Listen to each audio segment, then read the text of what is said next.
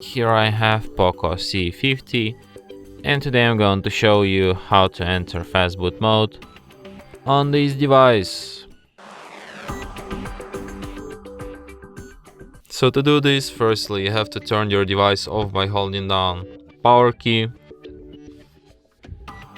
And after it turns off completely, what you have to do is to hold down combination power key plus volume down at the same time for a couple of seconds like this, until you enter Fastboot mode. And as you can see, that's how it's done. So if you want to quit Fastboot mode, just hold down power key for, I don't know, 5, 7, 10 seconds, something like that, and after that your device will be restarted, just as usual.